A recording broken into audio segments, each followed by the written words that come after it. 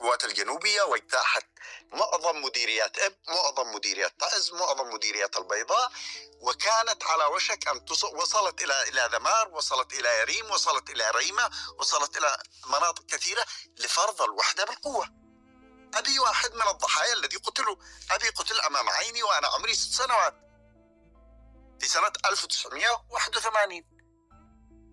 قتل أبي أمام عيني وأنا عمري 6 سنوات. منزلنا ضربوا على منزل أبي. قاومهم، نعم قاومهم صحيح، لأنه قال لهم والله ما تدخلوا، روحوا الدولة في صنعاء. قاومهم بالذي كان يستطيع.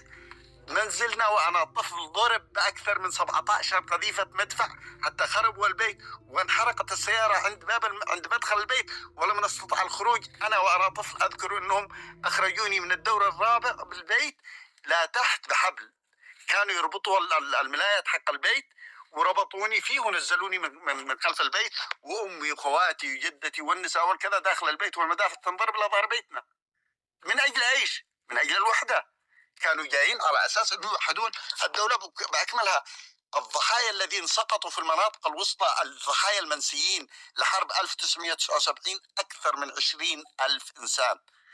الألغام ظلت الألغام تنفجر في جبال الشعر والعود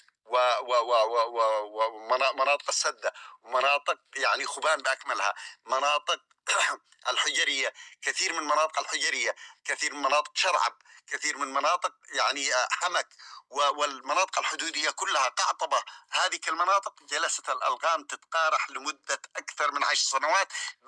بعدها حتى تقريبا سنة 1990، وهو أي إنسان